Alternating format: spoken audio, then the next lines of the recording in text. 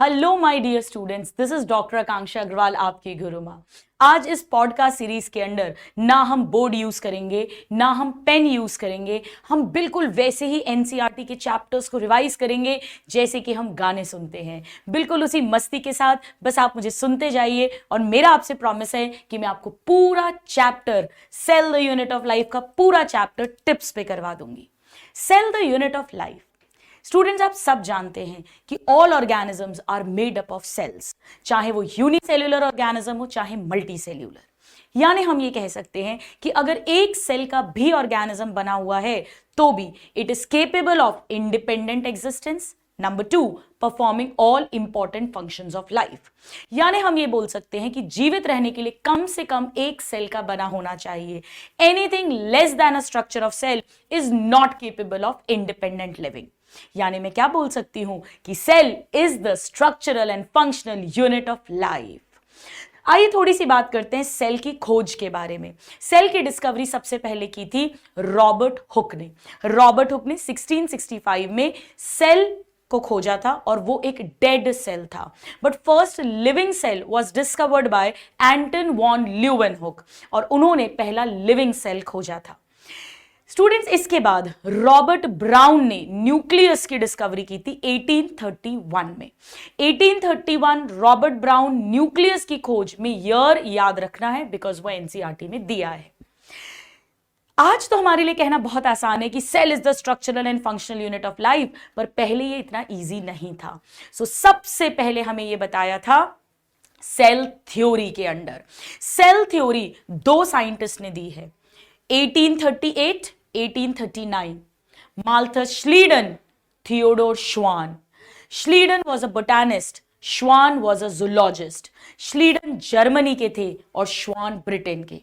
हम कैसे याद रखेंगे? श्वान को संस्कृत में श्वान कुत्ते को कहा जाता है और कुत्ता एक जानवर है, यानी श्वान जी जूलॉजिस्ट थे तो श्लीडन हो गए बोटैनिस्ट।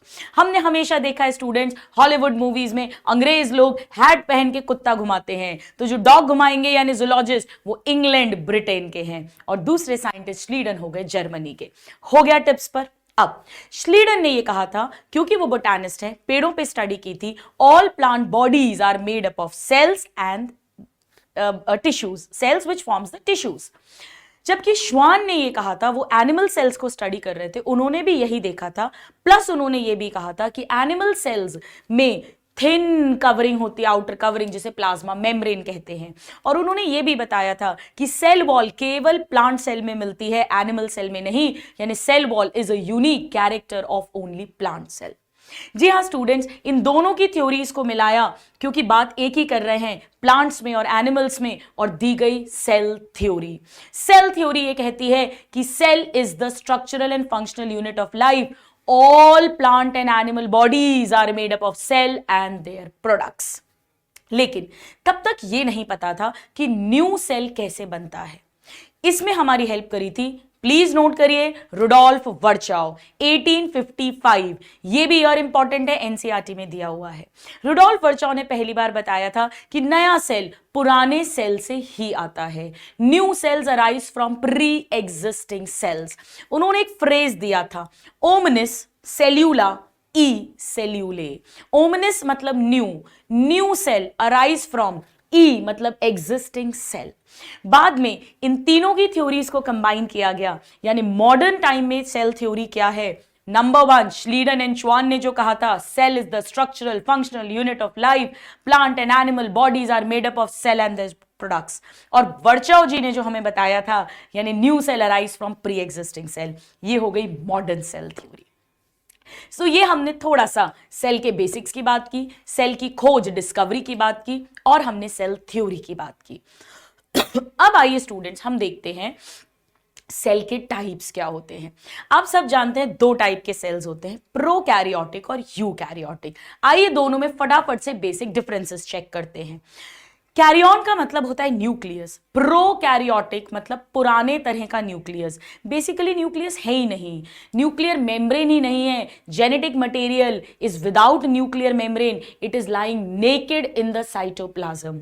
अगर न्यूक्लियर मेम्ब्रेन नहीं है तो न्यूक्लियोलस भी नहीं होगा। यूकैरियोटिक में न्यूक्लियर मेम्ब्रेन होगी, न्यूक्लियोलस होगा, और एक न्यूक्लियस जो स्ट्रक्चर बन रहा है उसके अंदर जेनेटिक मटेरियल भरा होगा। नाउ पॉइंट नंबर 2, प्रोकैरियोट में DNA is not associated with histone protein, और यहां पर यूकैरियोट्स में हिस्टोन के साथ डीएनए जुड़ा रहता है, क्रोमैटिन का धागा बनाता है। नंबर 3, जितने भी मेम्ब्रेन बाउंड ऑर्गेनेल्स हैं वो प्रोकैरियोटिक में एब्सेंट होंगे। क्या होते हैं, कौन कौन से मेम्ब्रेन बाउंड? डबल मेम्ब्रेन होता है माइटोकॉन्ड्रिया और प्लास्टिड, यूकैरियोटिक में मिलेगा, प्रोकैरियोटिक में नहीं मिलेगा। सिंगल मेम्ब्रेन होते हैं ER, Golgi body, lysosome, vacuoles and microbodies, ये सब यूकैरियोटिक में मिलेंगी, प्रोकैरियोटिक में नहीं मिलेंगी। मेम्ब्रेन लेस होते हैं राइबोसोम एंड सेंट्रोसोम, यूकैरियोटिक में मिलेंगे, और इनमें से राइबोसोम प्रोकैरियोटिक में भी मिलेगा। तो प्लीज नोट करिए, प्रोकैरियोट में सेल ऑर्गेनेल कौन सा मिलेगा? राइबोसोम, जो मेम्ब्रेन लेस है। अब कुछ थोड़ा सा एक्सेप्शन है, अपवाद है, जैसे प्लीज नोट करो, क्वेश्चन आया है पीवाईक्यू, ब्लू ग्रीन एल्गी यानी साइनोबैक्टीरिया में मेम्ब्रेन के एक्सटेंशंस मिलते हैं जिन्हें बोलते हैं क्रोमैटोफोर्स। क्रोमा मतलब कलर, इनमें फोटोसिंथेटिक पिगमेंट्स होते हैं। मेम्ब्रेनस स्ट्रक्चर्स मिलते हैं ब्लू ग्रीन एल्गी में, अदरवाइज कहीं नहीं मिलते हैं। अब इसी तरह से वैसे तो वैक्यूल्स, सच्चे वैक्यूल्स कभी प्रोकैरियोटिक में नहीं मिलते हैं, पर गैस वैक्यूल्स फोटोसिंथेटिक प्रोकैरियोट्स में मिलते हैं, जैसे blue green algae, photosynthetic bacteria like purple sulphur bacteria, green sulphur bacteria. इन गैस वैक्यूल के अंदर हवा भरी है जो इसे बायोवेंसी देगा, हल्का करेगा, ताकि ये सनलाइट को इजीली ट्रैप कर सके। अच्छे से सब समझ में आ रहा है? एक एक शब्द समझ आ रहा है? ग्रेट, चलिए आगे बढ़ते हैं। अब राइबोसोम भी डिफरेंस है। यूकैरियोटिक में साइटोप्लाज्म के अंदर ईआर के साथ जो राइबोसोम्स हैं वो 80S है। हाँ, माइटोकॉन्ड्रिया और क्लोरोप्लास्ट के अंदर 70S है, पर प्रोकैरियोट्स में तो होते ही 70S है। 70S राइबोसोम मतलब 2 सब यूनिट्स हैं, 50 एंड 30S, और 80S मतलब 2 सब यूनिट है, 60 और 40S। इसकी बात हम थोड़ी सी देर में दोबारा से करेंगे। आइए, और क्या क्या डिफरेंसेस हमें देखने को मिल सकते हैं। सो प्रोकैरियोटिक जो होता है स्टूडेंट्स, बेसिकली न्यूक्लियस नहीं है, न्यूक्लियर मेम्ब्रेन नहीं है, न्यूक्लियोलस नहीं है, हिस्टोन नहीं है, मेम्ब्रेन बाउंड ऑर्गेनेल्स नहीं है, except chromatophores. Even cell wall में भी डिफरेंस होता है। अगर हम यूकैरियोटिक की बात करें, प्लांट के अंदर cell wall cellulose, hemicellulose, pectin इनकी बनी है, फंगस के अंदर काइटिन की बनी है, पर प्रोकैरियोट की सेल वॉल पेप्टाइडो ग्लाइकन की बनती है। पेप्टाइडो मतलब अमीनो एसिड, ग्लाइकन मतलब शुगर से मिलकर बनती है। प्रोकैरियोट में माइकोप्लाज्मा में सेल वॉल नहीं होती, इस बात को ध्यान रख लीजिएगा। सो ये कुछ डिफरेंसेस हैं प्रोकैरियोट एंड यूकैरियोटिक सेल के बीच। अब आइए हम देखते हैं, क्या सारे सेल्स एक से शेप के होते हैं, एक से साइज के होते हैं? बिल्कुल नहीं। एनसीईआरटी लिखती है size, shape and activities of cell varies according to the function. Cell का शेप किस पे डिपेंड करेगा, उसे काम क्या करना है, वैसे ही उसका आकार हो जाएगा। आइए मैं आपको क्विकली रिवाइज कराती हूं, लर्न कराती हूं शेप्स एंड साइजेस को। सबसे पहले हम साइज की बात करते हैं। एनसीईआरटी के डायग्राम में यूकैरियोटिक सेल का साइज है 10 to 20 माइक्रोमीटर। प्लीज ध्यान रखिए, माइक्रोमीटर। प्रोकैरियोटिक का उसका ठीक 1/10 कर दो, यानी 1 से 2 माइक्रोमीटर। पीपीएलओ का और 1/10 कर दो, यानी 0.1 माइक्रोमीटर। और वायरस जो लिविंग भी नहीं है पूरी तरह, कनेक्टिंग लिंक है, उसका है 0.02 से 0.2 माइक्रोन। डन। नाउ थ्योरी में क्या दिया गया है? थ्योरी में टिपिकल बैक्टीरिया को 3 to 5 माइक्रोन दिया है और माइकोप्लाज्मा को 0.3 माइक्रोन दिया है। अगर मैं इन सब साइजेस की बात करूं तो आप देख सकते हैं कि सबसे छोटा साइज मैंने वायरस का कहा, पर वायरस तो लिविंग है नहीं। वायरस तभी लिविंग है जब होस्ट के अंदर जाएगा, यानी प्लीज नोट करिए पीवाईक्यू, स्मॉलेस्ट लिविंग सेल अगर क्वेश्चन आएगा तो हमारा आंसर होगा माइकोप्लाज्मा या पीपीएलओ। अब लार्जेस्ट सेल की बात करें तो वो होता है शुतुरमुर्ग यानी ऑस्ट्रिच का एग। हमारे ह्यूमन आरबीसी की बात करें तो आरबीसी राउंड है, यानी उसका डायामीटर होगा 7 माइक्रोन डायामीटर। ये सब माइक्रोमीटर्स में है माय डियर स्टूडेंट्स। अब आइए शेप्स की बात करते हैं। आरबीसी का शेप बड़ा इंपॉर्टेंट है। आरबीसी कैरम बोर्ड की गोटी की तरह है, यानी राउंड या सर्कुलर बट बायकॉनकेव, ताकि सरफेस एरिया बढ़ जाए और उसमें ढेर सारा हीमोग्लोबिन इकट्ठा हो सके। सो राउंड एंड बायकॉनकेव, ये उसका शेप है, उसके काम के अकॉर्डिंग, प्लीज नोट करिएगा। लेकिन एक नर्व सेल जो है उसे दूर दूर खबर लेके जानी है तो लॉन्ग एंड ब्रांच्ड है। कॉलमनार एपिथेलियल के सेल्स भी लॉन्ग एंड नैरो हैं। क्यूबॉइडल में इक्वल लेंथ एंड ब्रेथ हो जाएगी। मीजोफिल सेल्स जो हैं लीव्स के, याद आ रहा है, जो एक तरह का पैरेन्काइमा है, उसमें राउंड या ओवल है। जो WBC है, न्यूट्रोफिल्स हैं, मोनोसाइट्स हैं, मैक्रोफेजेस है, जिन्हें कुछ पकड़ के खाना है, उनमें अमीबॉइड शेप है। ट्रैकीड लंबे लंबे हैं वेसल्स और ट्रैकीड, क्योंकि उन्हें दूर दूर तक पानी ले जाना है पाइपलाइन की तरह। ये पूरी एनसीईआरटी हम टिप्स पर कर रहे हैं। सो हमने साइज की बात कर ली, हमने शेप की बात कर ली, और शेप उनके फंक्शन पे डिपेंडेंट हो गया। आगे बढ़ जाते हैं।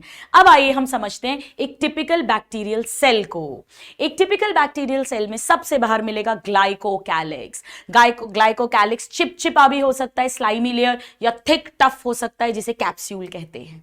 ग्लाइकोकैलिक्स के ठीक अंदर की तरफ होती है सेल वॉल। सेल वॉल जो पेप्टाइडोग्लाइकन की बनी हुई है। सेल वॉल का काम क्या होगा माय डियर स्टूडेंट्स? शेप देना, स्टेबिलिटी देना, और उसे बर्स्ट या कोलैप्स होने से बचाना। माइकोप्लाज्मा के अलावा सभी प्रोकैरियोटिक सेल में सेल वॉल मिलेगी। हाँ, आर्की बैक्टीरिया में थोड़ा स्ट्रक्चर डिफरेंट है, तभी वो एक्सट्रीम कंडीशंस में रहती है। ये बायोलॉजिकल क्लासिफिकेशन का कंसेप्ट है। इसके अंदर की तरफ इनर टू इट मिलेगी प्लाज्मा मेम्ब्रेन। नाउ ये क्वेश्चन भी आता है, प्लाज्मा मेम्ब्रेन इसकी बिल्कुल यूकैरियोटिक सेल की तरह है। इनफैक्ट यही एक स्ट्रक्चर है जो यूकैरियोटिक प्रोकैरियोटिक दोनों में बिल्कुल सेम होता है। लिपिड और प्रोटीन्स की बनी हुई लाइपोप्रोटीनेशियस। इसके बाद अंदर इसमें भी मैट्रिक्स भरा हुआ है साइटोप्लाज्म। साइटोप्लाज्म में सारे ऑर्गेनेल्स हैं, यही सारी मेटाबॉलिक एक्टिविटीज होनी है, यानी it is the main arena of all activities, the cytoplasm. इसके अंदर इसका नेकेड डीएनए पड़ा हुआ है, इसे कहते हैं न्यूक्लियोइड। इसके अलावा ये डीएनए, ये न्यूक्लियोइड तो सारे सेल्स में होगा, प्रोकैरियोट्स में, बट कुछ बैक्टीरिया में हम जानते हैं प्लाज्मिड होता है। प्लाज्मिड क्या है हम जानते हैं, इससे थोड़ा छोटा यानी स्मॉल, ये भी सर्कुलर है, डबल स्ट्रैंडेड है, ऑटोनॉमसली रेप्लिकेटिंग है, और अगर प्लाज्मिड है तो वो बैक्टीरिया को एक स्पेशल यूनिक फिनोटिपिक कैरेक्टर देगा। हो सकता है नाइट्रोजन फिक्सिंग प्रॉपर्टी दे दे, उसमें ऐसे जीन्स हो, या उसकी फर्टिलिटी बढ़ा दे, इट कुड बी एनीथिंग। सो कैसा है डीएनए, चाहे प्लाज्मिड हो चाहे न्यूक्लियोइड हो, सिंगल है न्यूक्लियोइड, डबल स्ट्रैंडेड है, सर्कुलर डीएनए है, not associated with histone proteins. और क्या मिलता है, प्लाज्मा मेम्ब्रेन अंदर की तरफ फोल्ड होती है, in folding of plasma membrane toward cytoplasm, जिसे कहते हैं mesosome. Mesosome vesicle, tubule, cisternae किसी भी रूप में हो सकता है। क्या फंक्शन है मीजोजोम का? देखिए स्टूडेंट्स, यहां माइटोकॉन्ड्रिया तो मिलने नहीं वाला है, तो यहां पर उसका काम यही करेगी। सो नंबर 1, इस पर एंजाइम्स है एरोबिक रेस्पिरेशन के। नंबर 2, ये सेल वॉल सिक्रीशन, वो मटेरियल भी बनवाएगी क्योंकि यहां गोल्जी बॉडी नहीं है। एंड नंबर 3, डीएनए की डबलिंग, डीएनए का replication and distribution to daughter cells. ये सारे हैं मीजोजोम के फंक्शंस। हो गया सबकी टिप्स पर। अब कहीं कहीं पर यही प्लाज्मा मेम्ब्रेन बाहर की तरफ भी मुड़ी हुई है, आउटवर्ड एक्सटेंशन, जिसे कहते हैं, जिनसे बनते हैं पिली और फिम्बरी। ध्यान से सुनिएगा स्टूडेंट्स, ये पिलिन प्रोटीन के बने हुए हैं, ये नॉन कॉन्ट्रेक्टाइल है, ये मोटिलिटी में हेल्प नहीं करेंगे, ये अटैचमेंट में हेल्प करेंगे to the host, to the substratum, जहां भी उसे चिपकना है। ध्यान से सुनिएगा, पिली एंड फिम्बरी। फिम्बरी छोटे छोटे स्मॉल हैं, पिली लंबे इलोंगेटेड हैं। फिम्बरी ब्रिसल लाइक धागे जैसे हैं, पिली टिब्यूलर ट्यूब जैसे हैं। ये दोनों अटैचमेंट में हेल्प करेंगे, मोटिलिटी में कोई रोल नहीं है। और क्या मिलेगा? इसके बाद फ्लैजिला मिल सकता है if the bacteria is motile. Flagella में 3 पार्ट्स होंगे, basal body, hook and filament, जबकि यूकैरियोटिक के फ्लैजिला में केवल बेसल बॉडी और फिलामेंट होता है, पर यहां basal body, hook and filament, जिसमें से फिलामेंट लॉन्गेस्ट पार्ट होगा। डन। नाउ बैक्टीरिया के अंदर फ्लैजिला का नंबर अलग अलग हो सकता है, अरेंजमेंट भी अलग अलग हो सकता है। प्रोकैरियोट में फ्लैजिला फ्लैजिलिन प्रोटीन का बना है, यूकैरियोट में टिब्यूलिन प्रोटीन का बना है। So this is about flagella. और क्या मिलेगा, हम वापस साइटोप्लाज्म पे आते हैं। यहां मेम्ब्रेन बाउंड ऑर्गेनेल्स तो नहीं मिलेंगे, पर मिलेगा राइबोसोम। राइबोसोम 70S टाइप के हैं, दो सब यूनिट्स है 50S एंड 30S। राइबोसोम का साइज याद रखो स्टूडेंट्स, 15/20 यानी 15/20 नैनोमीटर। राइबोसोम का काम वही होगा, प्रोटीन फैक्ट्री यानी प्रोटीन सिंथेसिस। नाउ केवल प्रोकैरियोट्स में कभी कभी एक एमआरएनए पर बहुत सारे many ribosomes are attached on a single strand of mRNA. बहुत सारे राइबोसोम तो इसे कहते हैं पॉलीसोम या पॉलीराइबोसोम। काम वही है इसका, प्रोटीन सिंथेसिस या ट्रांसलेशन। ये नीट का PYQ है। सारे ही इंपॉर्टेंट क्वेश्चंस हैं स्टूडेंट, एक एक लाइन इस पॉडकास्ट की अपने को दिमाग में फिट कर लेनी है। चलिए आगे बढ़ जाएं।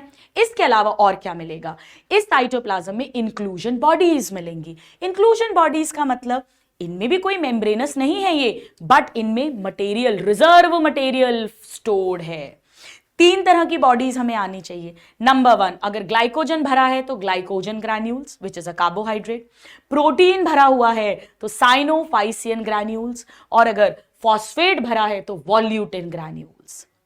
हो गया, done. So this is all about the prokaryotic cell.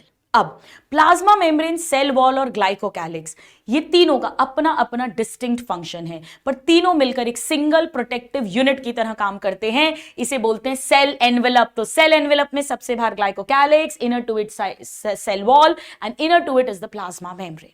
Alright, now students, ये जो प्रोकैरियोटिक सेल्स हैं, ऑफ कोर्स ये स्मॉलर होंगे दैन द यूकैरियोटिक सेल। ये साइज हम ऑलरेडी देख चुके हैं।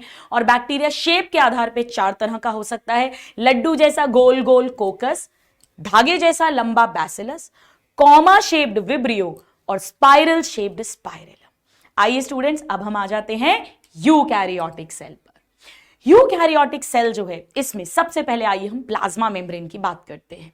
प्लाज्मा मेम्ब्रेन सभी सेल्स में मिलती है, प्रोकैरियोटिक, यूकैरियोटिक, प्लांट, एनिमल, सब में मिलती है। प्रोकैरियोटिक में मोनेरा किंगडम आ चुका है, यानी बैक्टीरिया, साइनोबैक्टीरिया, माइकोप्लाज्मा, PPLO और आर्कीबैक्टीरिया। डन। यूकैरियोटिक में किंगडम प्रोटेस्टा, फंजाई, प्लांटी और एनिमेलिया आएंगे। आइए स्टूडेंट्स प्लाज्मा मेम्ब्रेन को डिस्कस करते हैं। प्लाज्मा मेम्ब्रेन थिन है, आउटर है, सेमी या सिलेक्टिवली परमिएबल है और लिविंग स्ट्रक्चर है। ये मेनली लिपिड और प्रोटीन्स की बनी है, हालांकि थोड़ा सा कार्बोहाइड्रेट भी होता है। अब अलग अलग सेल की प्लाज्मा मेम्ब्रेन में लिपिड और प्रोटीन का अमाउंट, कॉन्सेंट्रेशन थोड़ा थोड़ा डिफरेंट यानी वेरिएबल होता है। हमारी एनसीईआरटी में दिया हुआ है स्टूडेंट्स RBC की प्लाज्मा मेम्ब्रेन के अंदर। प्लीज ध्यान रखिएगा, लिपिड 40% और प्रोटीन 52%। आइए आपको ट्रिक से याद करवा देती हूं। प्रोटीन, प से प्रोटीन और प से 5, तो 5 मतलब 52, 5 से जो शुरू हो रहा है दैट इज प्रोटीन। या आप ऐसे याद रख लीजिए, लिपिड का L लिखो सब कैपिटल L, उसमें एक डंडा खींच दो तो बन गया 4 यानी 40, तो 40% है लिपिड्स। अब प्लाज्मा मेम्ब्रेन जो है ये फ्लेक्सिबल स्ट्रक्चर है, रिजिड नहीं होना चाहिए। इसके लिए मोस्ट एक्सेप्टेड रीसेंट मॉडल जो है वो है फ्लूइड मोजाइक मॉडल। किन्होंने दिया था? Singer and Nicolson. कब दिया था? 1972 में। आई होप सारे साइंटिस्ट और ईयर्स जो एनसीईआरटी के हैं वो आपने एक पेज पर कहीं लिखे हुए हैं, ये बड़ा इंपॉर्टेंट है फाइनल रिवीजन के लिए।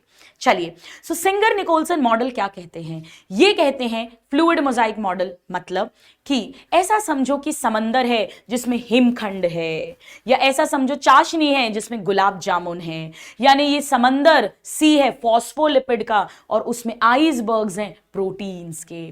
जी हाँ स्टूडेंट्स, इसमें लिपिड की बाय लेयर है। कौन सा लिपिड?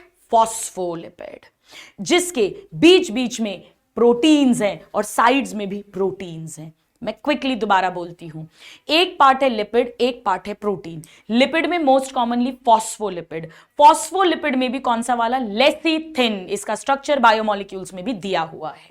इसके अलावा लिपिड की टेल्स के बीच बीच में कोलेस्ट्रॉल भी मिल सकता है। प्रोटीन्स फिर दो तरह के, एक्सट्रिंसिक एंड इंट्रिंसिक। एक्सट्रिंसिक मतलब दोनों सरफेस पे बाहर है, इंट्रिंसिक इस लिपिड की बाय लेयर में पार्शियली या कंप्लीटली एम्बेडेड है। यानी आधार क्या है एक्सट्रिंसिक इंट्रिंसिक का? Ease of extraction. एक्सट्रिंसिक को जल्दी से खींच के बाहर निकाल सकते हो, इंट्रिंसिक में मुश्किल होगी, ईजीनेस ऑफ एक्सट्रैक्शन। थोड़ी सी बात फॉस्फोलिपिड की और करते हैं। फॉस्फोलिपिड में एक हेड होता है और दो टेल होती हैं। हेड होता है हाइड्रोफिलिक और टेल हाइड्रोफोबिक। कैसे याद रखोगे? ठंडे ठंडे पानी से नहाना चाहिए, सर पे पानी पड़ता है, सर को पानी से प्रेम है, यानी हेड है hydro loving, water loving, hydrophilic. पर टेल्स को डर लगता है, फोबिया है। इसीलिए तो लिपिड इस तरह से अरेंज्ड हैं कि हेड्स टुवर्ड्स एक्वस सॉल्यूशन है और टेल्स प्रोटेक्टेड इनसाइड हैं, ताकि they can be protected from aqueous environment. Now ये तो हमने बात करी लिपिड और प्रोटीन पार्ट की। अब इसमें शुगर कहां है? शुगर लिपिड और प्रोटीन से अटैच्ड होती है, जो बनाती है ग्लाइकोकैलिक्स। अब स्टूडेंट्स, ये जो प्लाज्मा मेम्ब्रेन का स्ट्रक्चर है, ये प्लाज्मा मेम्ब्रेन में फ्लूइडिटी देता है, यानी उसे कड़क नहीं बनाता है। फ्लूइडिटी का क्या मतलब है? किसका मूवमेंट हो रहा है? देखिए, मैंने समंदर किसको बोला है? फॉस्फोलिपिड को। फॉस्फोलिपिड में दो तरह के मूवमेंट होते हैं, एक लेटरल, ये दो फॉस्फोलिपिड इधर के इधर आ गए with in the same layer, या अपर लेयर का लोअर में, लोअर का अपर में, फ्लिप फ्लॉप। तो लिपिड में दो तरह का मूवमेंट होता है, लेटरल एंड फ्लिप फ्लॉप। और लिपिड में क्योंकि एक फ्लूइडिटी है, उसी के कारण प्रोटीन भी हल्का हल्का लेटरल मूवमेंट करता है। ये PYQ आया हुआ है, प्रोटीन में फ्लिप फ्लॉप मूवमेंट नहीं होता है। ये जो मूव करने की कैपेसिटी है, इसे ही फ्लूइडिटी बोलते हैं। फ्लूइडिटी से प्लाज्मा मेम्ब्रेन के कौन कौन से फंक्शंस एक्सप्लेन होते हैं, समझिए। पहला, सेल की ग्रोथ, जिसके लिए प्लाज्मा मेम्ब्रेन को फ्लेक्सिबल होना चाहिए। सेल का डिवीजन, फिर दो सेल के बीच यानी intercellular junction, secretion and endocytosis, ये सभी एक्सप्लेन होते हैं। So this is all about plasma membrane. इसके अलावा स्टूडेंट, प्लाज्मा मेम्ब्रेन से ट्रांसपोर्ट होता है।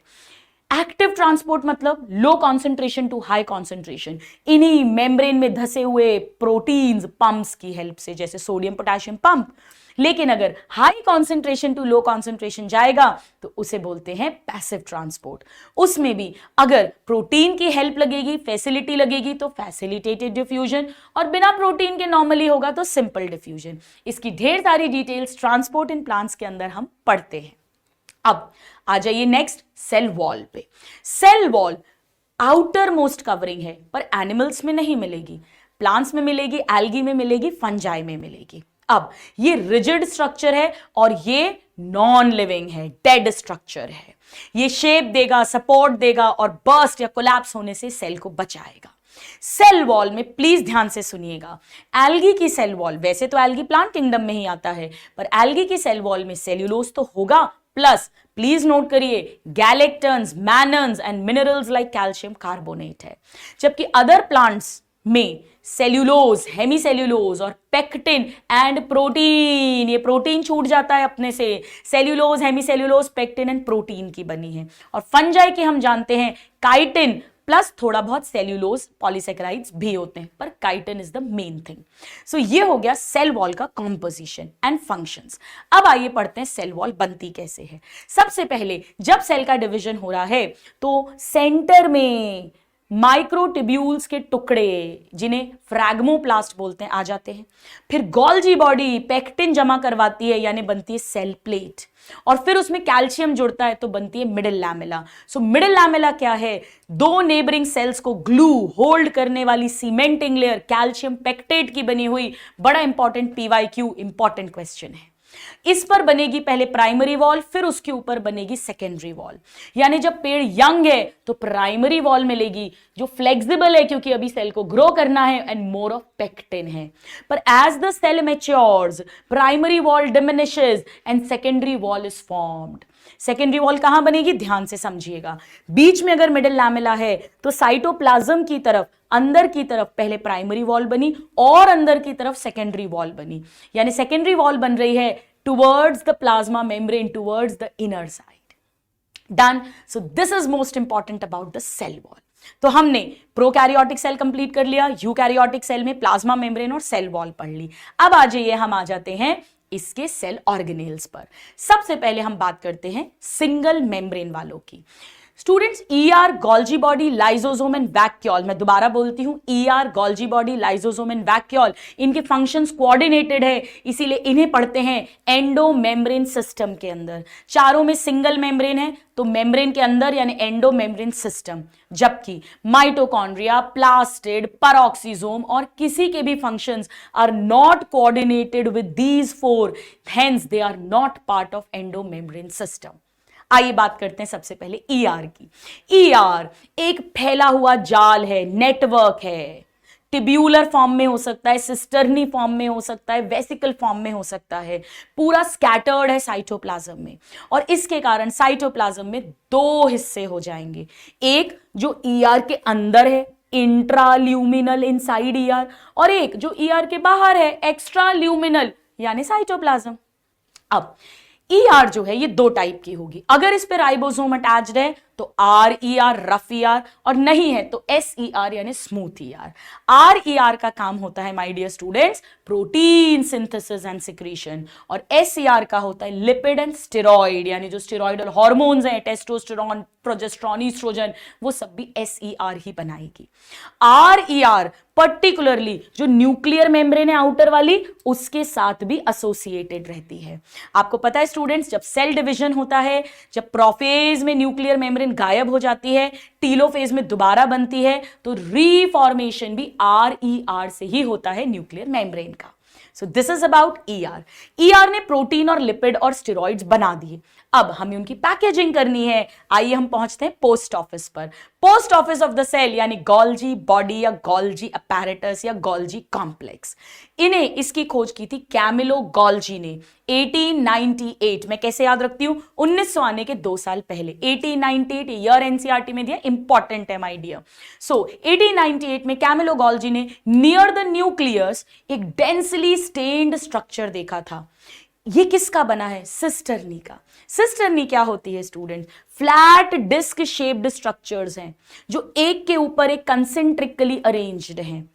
ये इस तरह से अरेंज्ड हैं कि एक कॉन्वेक्स हिस्सा बनता है, एक कॉनकेव मिलता है। ईआर में जो भी प्रोटीन लिपिड बने हैं वो थैली वेसिकल्स के रूप में सिस वाले पार्ट के साथ फ्यूज करते हैं। अगर कुछ मॉडिफिकेशन होना है, शुगर वगैरह जोड़ना है, ग्लाइकोलिपिड ग्लाइकोप्रोटीन बनाना है, तो वो काम गोल्जी करेगी, वरना गोल्जी इसके पैकेट्स बनाएगी, और ट्रांस फेज जो है, कॉनकेव फेज जो है, वहां से ये पैकेट निकलेगा। So one convex phase, one concave phase. Convex forming phase है, कॉनकेव मैच्योरिंग फेज है। कॉन्वेक्स को सिस कहते हैं, कॉनकेव को ट्रांस कहते हैं। कॉन्वेक्स के साथ ईआर के वेसिकल्स जो प्रोटीन लिपिड लेकर आए हैं वो कनेक्टेड है, और यही कारण है कि गोल्जी बॉडी हमेशा ईआर के आसपास ही पाई जाएगी। आइए स्टूडेंट्स, हम ये कह सकते हैं कि जितनी भी सिस्टर्नी है वो सब कंसेंट्रिकली अरेंज्ड हैं। 0.5 से 1 माइक्रोमीटर इनका डायमीटर होता है, आधा से 1 माइक्रोमीटर। यानी सिस और ट्रांसफेज डिफरेंट हैं, अलग अलग हैं, बट इंटरकनेक्टेड हैं, तभी तो माल इधर का उधर पहुंचेगा। ऑल राइट, नाउ स्टूडेंट्स, ये जो गोल्जी बॉडी होती है इसके फंक्शंस को याद करने की आपको एक ट्रिक बताती हूं। Trick number 1, PPT. जी नहीं, पावर पॉइंट प्रेजेंटेशन नहीं, PPT, packaging, processing and transport of material. दूसरी ट्रिक है गैस वीएलसीसी। गैस, जी मतलब ग्लाइकोप्रोटीन एंड ग्लाइकोलिपिड फॉर्मेशन, ए से एक्रोसोम, स्पर्म की टोपी यही बनाता है, एस मतलब सिक्रीशन, वी मतलब विटालोजेनेसिस यानी योक का बनना, एल मतलब लाइजोसोम, इसी गोल्जी बॉडी के पैकेट्स निकलेंगे, अभी हम देखेंगे लाइजोसोम। सी से वो जो सेल वॉल बनी थी, साइटोकाइनेसिस हुआ था, वो सब भी गोल्जी करवाती है। ठीक है, आप सब भूल जाओ तो PPT, packaging, processing, transport, secretion और ग्लाइकोप्रोटीन ग्लाइकोलिपिड जरूर आना चाहिए। आइए अब हम आ जाते हैं लाइजोसोम पे। ये सब सिंगल मेम्ब्रेन बाउंड है। लाइजोसोम क्या है भाई? अगर गोल्जी से ऐसा पैकेट निकला जिसमें carbohydrate, protein, lipid, DNA, RNA को डाइजेस्ट करने वाले एंजाइम्स हैं, यानी कार्बोहाइड्रेजेस, प्रोटीएजेस, लाइपेजेस, न्यूक्लिएजेस, तो उसी पैकेट को कहेंगे लाइजोसोम। लाइजोसोम जो है स्टूडेंट्स, इसके एंजाइम्स एसिड पीएच पे काम करते हैं। पीवाईक्यू भी आया हुआ है, एसिड पीएच मतलब 4 to 5 पीएच पर काम करते हैं। इन्हें suicide bag of the cell भी बोलते हैं, क्योंकि अगर लाइसोसोम की मेम्ब्रेन फट जाए तो पूरा सेल की आत्महत्या हो जाएगी। ये पॉलीमॉर्फिक हैं, एक समय पे अलग अलग प्राइमरी, सेकेंडरी, टर्शरी, अलग अलग तरह के लाइसोसोम्स हमें देखने को मिलते हैं। So this is about lysosome. तो ईआर से प्रोटीन लिपिड बना, गोल्जी ने प्रोसेसिंग पैकेजिंग करी, और अगर वो पैकेट लाइसोसोम है, एसिड हाइड्रोलेजेस हैं उसमें। पता है क्यों बोल रहे हैं? हाइड्रोलेजेस, जब carbohydrate, protein, fat, DNA, RNA बनता है तो बॉन्ड बनते टाइम पानी निकलता है, यहां पानी ऐड होके बॉन्ड टूटेगा। हाइड्रो, पानी के एडिशन से बॉन्ड टूटेगा, लाइसिस होगा तो हाइड्रोलेजेस। एसिडिक पीएच पे काम कर रहे हैं तो एसिड हाइड्रोलेजेस, तो लाइसोसोम कहेंगे। तो देखिए ना, तीनों का फंक्शन एक दूसरे के साथ इंटरकनेक्टेड है, तभी तो हम इसे कह रहे हैं एंडोमेम्ब्रेन सिस्टम। नाउ इसके बाद आ जाएगा my dear students vacuole. Vacuole को ऑर्गेनेल नहीं मानते हैं, मेम्ब्रेन बाउंड, सिंगल मेम्ब्रेन है, मेम्ब्रेन बाउंड स्पेस कहा गया है एनसीईआरटी में। ये प्लांट सेल के अंदर 90% वॉल्यूम ऑक्यूपाई करता है, जिसे सैप वैक्यूल बोलते हैं। इसकी मेम्ब्रेन को टोनोप्लास्ट बोलते हैं। ये सारे पीवाईक्यू हैं, एक एक शब्द जो मैं कह रही हूं। मेम्ब्रेन को टोनोप्लास्ट बोलते हैं। अंदर सैप भरा हुआ है, जिसमें वाटर है, सैप है, एक्सक्रीटरी वेस्ट मटेरियल्स है। क्या काम है इसका? माय डियर स्टूडेंट्स, ये सेल को फुला के रखेगा, टर्जिडिटी देगा। तो टोनोप्लास्ट क्या करती है? साइटोप्लाज्म से उठा उठा के ये वेस्ट को, आयंस को वैक्यूल के अंदर डालती है। ऑलरेडी वैक्यूल के अंदर बहुत हैं, यानी हाई कॉन्सेंट्रेशन में, अपन साइटोप्लाज्म से उठा के डाल रहे हैं, यानी लो टू हाई कॉन्सेंट्रेशन, यानी एक्टिवली पंप करती है। This is about vacuole. ये तो सैप वैक्यूल है जो प्लांट्स में मिलता है, पर एनिमल्स में छोटे छोटे वैक्यूल्स मिलते हैं। दो हमें आने चाहिए, food vacuole and contractile vacuole. Please ध्यान दीजिए, फूड वैक्यूल प्रोटिस्ट में मिलेगा और कॉन्ट्रेक्टाइल वैक्यूल अमीबा, हालांकि अमीबा भी एक प्रोटिस्टा ही है, CA से याद रख सकते हो। कॉन्ट्रेक्टाइल वैक्यूल इन अमीबा यानी CA।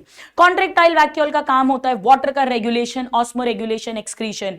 फूड वैक्यूल का काम होता है उसके अंदर खाना एनगल्फ कर देना, डाइजेस्ट कर देना। सो दिस इज अबाउट वैक्यूल। आइए आगे बढ़ते हैं, अब हम आ जाते हैं डबल मेम्ब्रेन बाउंड ऑर्गेनेल्स पर। इसमें आते हैं माइटोकॉन्ड्रिया एंड प्लास्टिड्स। माइटोकॉन्ड्रिया जो है माय डियर स्टूडेंट्स, इन दोनों में ही आउटर और इनर मेम्ब्रेन होगी। पहले माइटोकॉन्ड्रिया की बात करते हैं। माइटोकॉन्ड्रिया जो है इसे इलेक्ट्रॉन माइक्रोस्कोप से देखा जाता है, और माइटोकॉन्ड्रिया का शेप भी अलग अलग है, अलग अलग सेल टाइप्स में, और इनका नंबर भी अलग अलग है। इनका मेन काम एटीपी बनाना है, तो जितना एक्टिव सेल होगा उतने ज्यादा माइटोकॉन्ड्रिया होंगे। मोस्ट कॉमनली तस्करी शेप का, यानी सॉसेज या सिलेंड्रिकल शेप का होता है। इसका साइज है, ध्यान से सुनिएगा, 1 से 4। कैसे याद रखोगे? 1 से 4, सो 1 से 4.1 माइक्रोन लेंथ एंड 0.2 से 1 माइक्रोन विड्थ। जबकि प्लास्टिड में क्लोरोप्लास्ट बताऊंगी, देखो 1 से 4 माइटोकॉन्ड्रिया हो गया, 4 मतलब 4.1, और प्लास्टिड 5 से 10, तो 1 से 4, 5 से 10, ऐसे याद रखेंगे हम। ठीक है। नाउ माइटोकॉन्ड्रिया जो है, इसके आउटर मेम्ब्रेन और इनर मेम्ब्रेन के बीच में एक स्पेस आ गई है, इसे बोलते हैं पेरी माइटोकॉन्ड्रियल या इंटर मेम्ब्रेन स्पेस, और अंदर जो मैट्रिक्स है दैट इज कॉल्ड मैट्रिक्स। तो ये दो मेम्ब्रेन ने पूरे माइटोकॉन्ड्रिया को दो कंपार्टमेंट्स में डिवाइड कर दिया, एक outer compartment, outer chamber, peri mitochondrial space, और एक inner compartment which is the matrix. Now matrix में क्या क्या पाया जाएगा? मैट्रिक्स के अंदर डीएनए पाया जाएगा, बिल्कुल बैक्टीरिया जैसा, यानी single circular double stranded DNA. Bacteria जैसे राइबोसोम्स यानी 70S राइबोसोम्स पाए जाएंगे, और लिंक रिएक्शन और क्रेब साइकिल के एंजाइम्स पाए जाएंगे। इनर मेम्ब्रेन में इन फोल्डिंग्स हैं, फिंगर लाइक, जिन्हें क्रिस्टी बोलते हैं, ताकि सरफेस एरिया बढ़ जाए, क्योंकि इनर मेम्ब्रेन पर मिलेगा electron transport system, electron transport chain and F0 F1 particles यानी ऑक्सीजोम। इसके अलावा प्लीज ध्यान दीजिएगा, क्रेब साइकिल के सभी एंजाइम्स मैट्रिक्स में मिलते हैं एक्सेप्ट सक्सिनेट डिहाइड्रोजिनेज जो इनर मेम्ब्रेन पे मिलता है। Mitochondria can divide by fission, यानी माइटोकॉन्ड्रिया और प्लास्टिड सेमी ऑटोनॉमस ऑर्गेनेल्स हैं। खुद का डीएनए है, खुद के प्रोटीन्स हैं, खुद के आरएनए भी बनता है। तो मैट्रिक्स में डीएनए है, राइबोसोम है, आरएनए है, प्रोटीन बनाने वाली सारी मशीनरी है। अब आ जाइए, हम आते हैं प्लास्टिड्स पर। प्लास्टिड भी डबल मेम्ब्रेन है, आउटर मेम्ब्रेन, इनर मेम्ब्रेन, दो चेंबर्स इसमें भी बनेंगे। प्लास्टिड को पिगमेंट के आधार पे 3 तरह के प्लास्टिड्स हैं, chloroplast, chromoplast and leucoplast. Chloro मतलब ग्रीन, इसमें क्लोरोफिल ग्रीन पिगमेंट ज्यादा है, हाँ थोड़े बहुत कैरोटिनॉइड ज़ैंथोफिल्स भी हैं। क्रोमो मतलब कलर्ड, इसमें क्लोरोफिल कम है, और red, orange and yellow, Roy से याद रख सकते हो, यानी कैरोटिनॉइड ज़ैंथोफिल ज्यादा हैं। और ल्यूको मतलब व्हाइट या कलरलेस, इसमें कोई पिगमेंट नहीं है। अब क्लोरोप्लास्ट हम अभी सीखेंगे, फोटोसिंथेसिस करेगा सनलाइट ट्रैप करके, जबकि क्रोमोप्लास्ट सुंदर सुंदर कलर देंगे ताकि फ्लावर से अट्रैक्ट होके इंसेक्ट्स आए पॉलिनेशन के लिए, और फ्रूट से अट्रैक्ट हो एनिमल्स, और सीड दूर दूर फैलाई जाए। ल्यूकोप्लास्ट का काम है न्यूट्रिएंट्स को स्टोर करना। कौन से न्यूट्रिएंट्स, ध्यान से सुनिए। अगर स्टार्च होगा तो स्टार्च के लिए अमाइलो वर्ड यूज करते हैं, अमाइलोप्लास्ट। अगर प्रोटीन स्टोर होना है, प्रोटीन के लिए एल्यूरो बोलते हैं, याद है मेज मक्के में एल्यूरॉन लेयर होती है प्रोटीन वाली, एल्यूरोप्लास्ट। और अगर लिपिड करते हैं, इलायची खाते हैं मुंह में तो तेल तेल आता है, इलायोप्लास्ट। नाउ आइए अब हम बात करते हैं क्लोरोप्लास्ट की। क्लोरोप्लास्ट जो है इसका नंबर अलग अलग हो सकता है, एनसीईआरटी बताती है, ध्यान से सुनिए। क्लमाइडोमोनास जो यूनिसेल्यूलर एल्गी है, उसमें एक सेल में एक क्लोरोप्लास्ट है, जबकि लीफ के अंदर मीजोफिल सेल्स में पर सेल 20 से 40 क्लोरोप्लास्ट है। कैसे याद रखोगे, ट्रिक बताती हूं। 1 2 का 4, 4 2 का 1, my name is not Lakhan, so 1 2 का 4 यानी 1 है क्लमाइडोमोनाज में, और 2 और 4 और 0 0 लगा दिया, 20 to 40 मीजोफिल सेल में। नाउ इनके शेप्स भी अलग अलग हो सकते हैं, डिस्कॉइडल हो सकता है डिस्क टाइप का, या पॉलीगोनल हो सकता है, या कप शेप्ड हो सकता है, या स्पाइरल रिबन शेप हो सकता है। नाउ इसमें भी दो मेम्ब्रेन्स हैं, आउटर और इनर। आउटर वाली मेम्ब्रेन हमेशा मोर परमिएबल है क्योंकि उनमें पोरिन प्रोटीन्स मिलते हैं, ये बात हम ट्रांसपोर्ट इन प्लांट्स में पढ़ते हैं, एनसीईआरटी की लाइंस हैं जो आपको बता रही हूं। इनके दोनों मेम्ब्रेन के बीच में पेरीप्लास्टिडियल स्पेस है, और अंदर की जगह को माइटोकॉन्ड्रिया में तो मैट्रिक्स कहा था, एम से माइटोकॉन्ड्रिया, एम से मैट्रिक्स, यहां इसे स्ट्रोमा कहते हैं। यहां पर भी वही मैट्रिक्स की तरह single circular double stranded DNA है, 70s राइबोसोम्स है, प्रोटीन बनाने वाली मशीनरी है, बट कुछ और भी है। क्या है आइए समझते हैं। इसमें मेम्ब्रेन के ही बने हुए मेम्ब्रेनस, फ्लैटेंड, सैक, थैले जैसे स्ट्रक्चर मिलते हैं। थैला मतलब थाइलाकॉइड मिलते हैं। थाइलाकॉइड स्टैक बनाते हैं एक के ऊपर एक, जैसे सिक्के रखते हैं, पाइल ऑफ कॉइन्स, इसे बोलते हैं ग्रैनम। तो थाइलाकॉइड और उनकी गठरी यानी बहुत सारे ग्रैनम मिलेंगे। दो ग्रैनम को कनेक्ट जो करता है वो भी फ्लैट है, वो भी मेम्ब्रेनस है, पर ट्यूब्यूलर, टिब्यूल है, जिसे स्ट्रोमल लैमेली बोलते हैं। इन सबकी मेम्ब्रेन में फोटोसिंथेटिक पिगमेंट्स मिलते हैं, और इनके अंदर जो स्पेस है ल्यूमन कहलाती है। नाउ हम जानते हैं मेम्ब्रेनस पार्ट में लाइट रिएक्शन हो गया, आपको फोटोसिंथेसिस में पढ़ाएंगे, और उससे जो भी प्रोडक्ट्स बनेंगे एटीपी, NADPH2, अब वो डार्क रिएक्शन में यूज होंगे, यानी खाना जहां बनेगा, रुबिस्को जहां होगा, वो होगा हमारा स्ट्रोमा। आप कैसे याद रख सकते हो, डॉक्टर साहब, डॉक्टर मतलब डार्क रिएक्शन स्ट्रोमा में होती है, तो ये सारे कार्बोहाइड्रेट बनाने वाले एंजाइम्स स्ट्रोमा में मिलेंगे। सो ये भी सेमी ऑटोनॉमस ऑर्गेनेल है। So this is about my dear students chloroplast. तो हमने ER, Golgi body, lysosome, vacuole देख लिया, और हमने माइटोकॉन्ड्रिया और प्लास्टिड्स पढ़ लिए। अब आइए हम आते हैं मेम्ब्रेन लेस पर। सबसे पहले हम राइबोसोम की बात करते हैं। राइबोसोम को जॉर्ज पैलाडे ने खोज किया था 1953 में, ये ईयर भी आना चाहिए। तो एक गोल्जी में कैमिलो गोल्जी 1898 पढ़ा, सिंगर निकोलसन मॉडल 1972 पढ़ा, और राइबोसोम जॉर्ज पैलाडे 1953 पढ़ा। राइबोसोम स्मॉलेस्ट सेल ऑर्गेनेल है, सबसे छोटा सा इसका साइज होता है। अच्छा, क्लोरोप्लास्ट 5 से 10 माइक्रोन लंबाई, 2 से 4 विड्थ होती है। ठीक है। Now ribosome smallest cell organelle है, इलेक्ट्रॉन माइक्रोस्कोप में देखते हैं छोटे छोटे ग्रैन्युलर दाने जैसे स्ट्रक्चर्स होते हैं। राइबोसोम कहां कहां मिलेगा, ये ओनली सेल ऑर्गेनेल है जो प्रोकैरियोट यूकैरियोट दोनों में मिलेगा। प्रोकैरियोट में 70s टाइप का, यूकैरियोट के साइटोप्लाज्म और ER से कनेक्टेड 80s, और माइटोकॉन्ड्रिया प्लास्टिड के अंदर 70s टाइप का।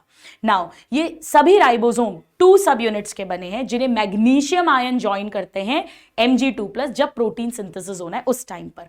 नाउ क्विकली 70s में 50 and 30s है, और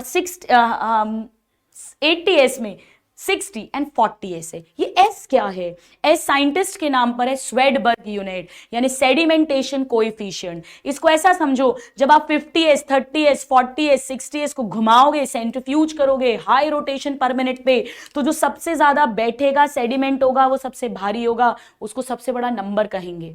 सो sedimentation coefficient rate of settling down बता रहा है, यानी इनडायरेक्टली हमें बता रहा है कि कौन सबसे बड़ा है, घना है, indirect measure of size and their density है। राइबोसोम का काम होता है protein factory of the cell.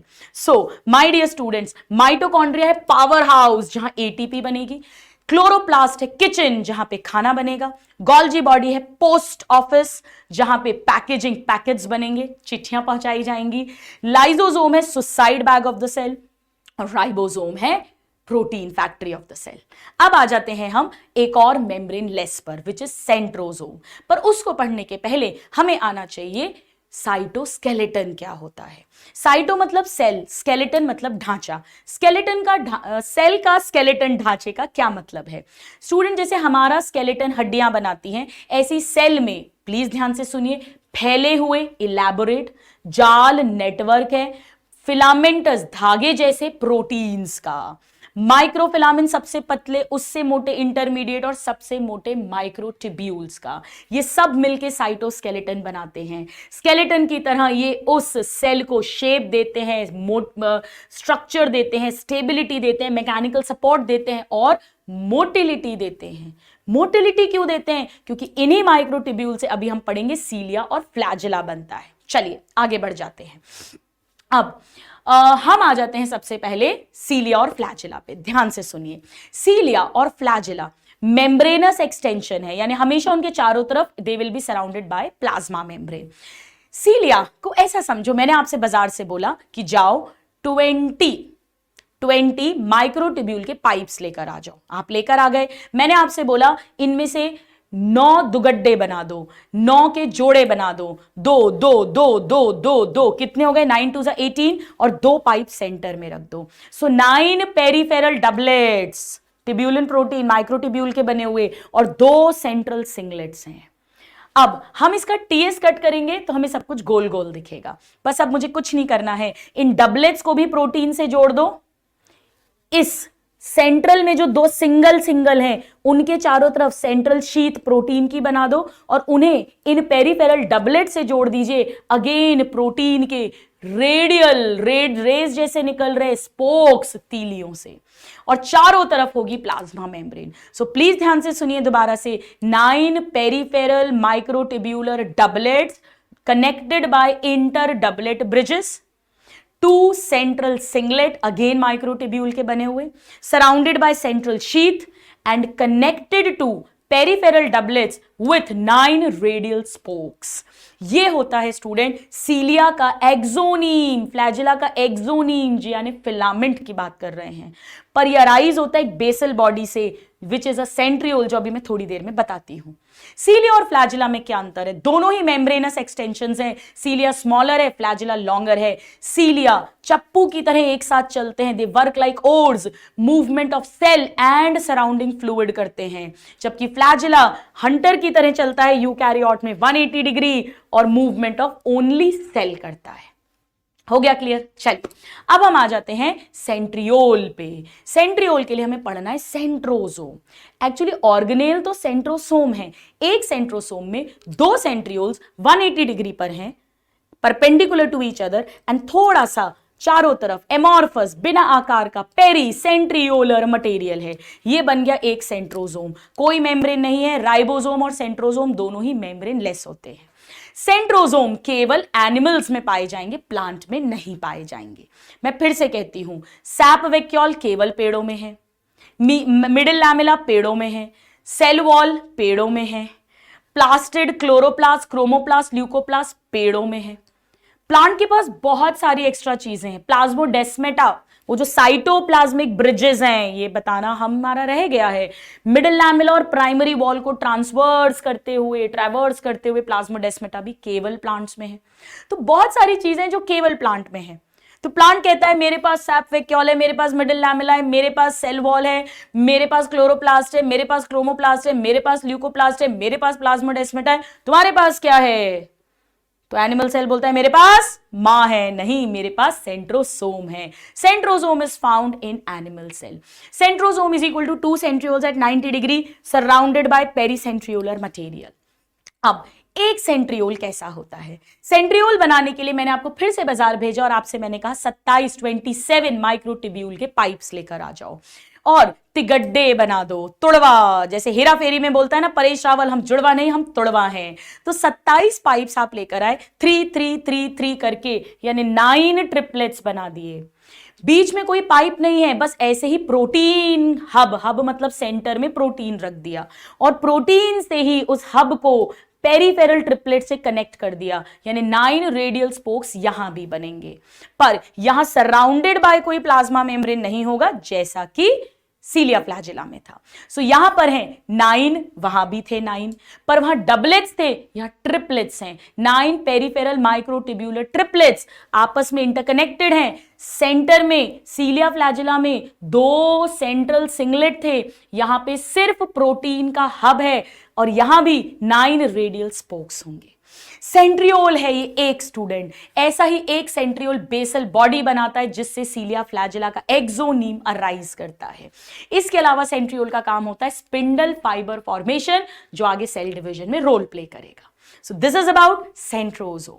अब आइए स्टूडेंट्स हम थोड़ा सा माइक्रो बॉडीज को और देख लेते हैं जो एनसीईआरटी में लास्ट में है।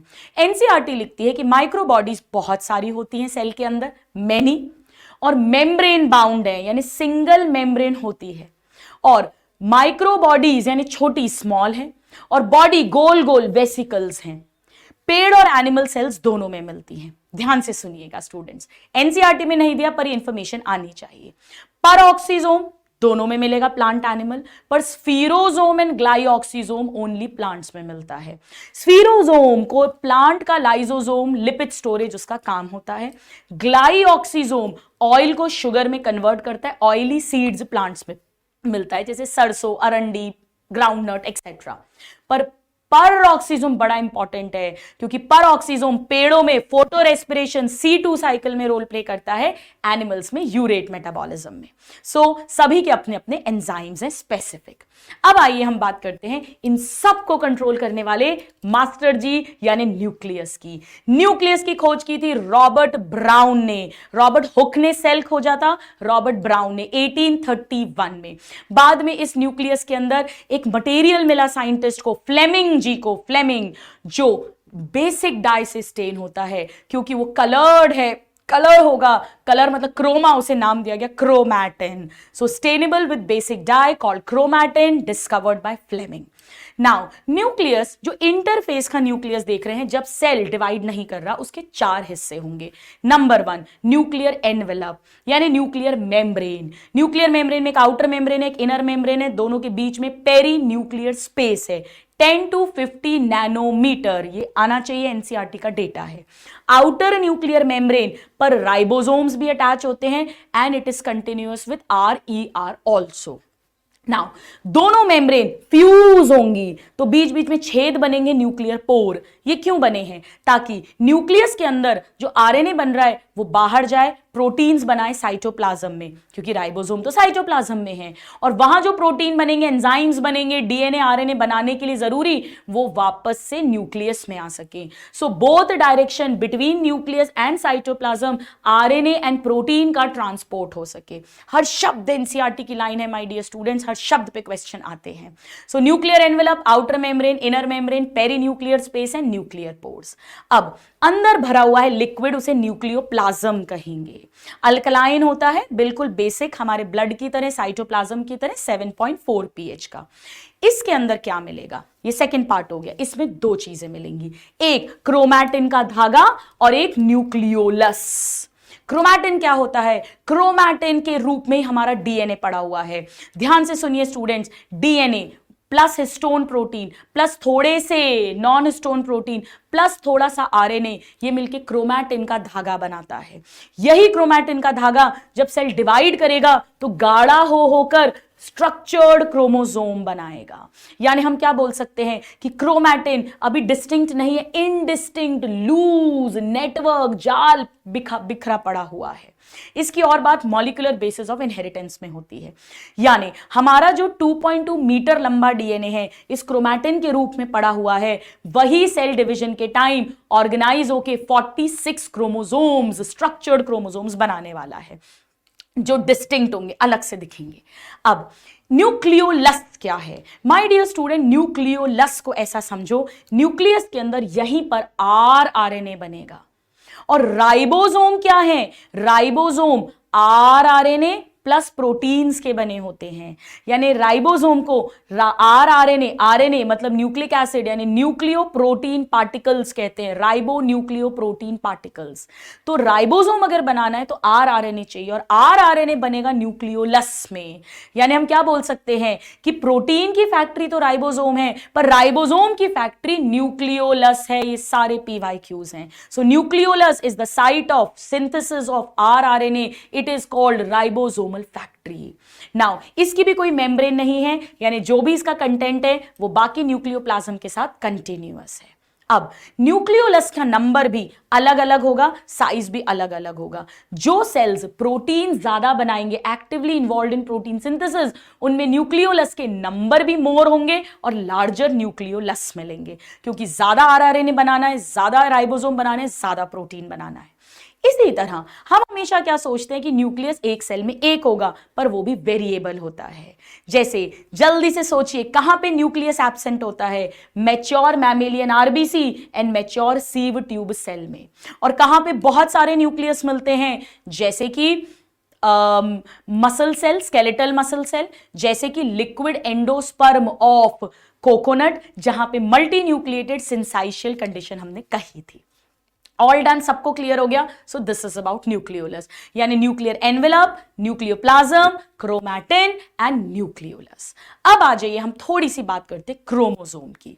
क्रोमोसोम क्रोमैटिन के ही कंडेंसेशन से बना है। हर क्रोमोसोम में एक प्राइमरी कंस्ट्रिक्शन यानी सेंट्रोमियर होता है, हर क्रोमोसोम में, ऑल क्रोमोसोम्स। और इस सेंट्रोमियर कैसे याद रखोगे? क्रोमोसोम की कमर, क्रोमोसोम की कमर सेंट्रोमियर, इस पर दो प्रोटीन की डिस्क है जिन्हें काइनेटोकोर बोलते हैं, वहीं स्पिंडल फाइबर अटैच होता है। यानी सेंट्रोमियर वो जगह है जहां दो सिस्टर क्रोमैटिड्स लगे हुए हैं। Centromere holds two sister chromatids together. Centromere पर है two protein disc called kinetochore to which spindle is attached. तो अगर चॉइस आएगी स्पिंडल कहां अटैच्ड है, तो फर्स्ट चॉइस काइनेटोकोर ही होगा, वहीं अटैच्ड है। नाउ फ्यू क्रोमोसोम्स, सारों में नहीं, फ्यू क्रोमोसोम्स में एक नॉन स्टेनिंग, वैसे तो क्रोमोसोम क्रोमैटिन का बना है और क्रोमैटिन मतलब ये भी बेसिक डाई से स्टेन हो जाएगा क्योंकि इनमें बेसिक प्रोटीन हिस्टोन्स होते हैं, लेकिन फ्यू क्रोमोसोम्स में एक नॉन स्टेनिंग सेकेंडरी कंस्ट्रिक्शन भी होता है और उसके कारण एक पीस बनता है, फ्रैगमेंट, जिसे सैटेलाइट बोलते हैं। ऐसे क्रोमोसोम को सैट क्रोमोसोम्स बोलते हैं। क्रोमोसोम नंबर मेरा नहीं तेरा, 13, 14, 15, 21, 22 वाई। क्रोमोसोम नंबर मेरा नहीं तेरा, 13, 14, 15, 21, 22 वाई, यानी 13, 14, 15, 21, 22 and Y chromosome sat chromosomes होते हैं। इतना समझ आया? Now the last topic but very very important, chromosomes को हम क्लासिफाई करते हैं 4 टाइप्स में।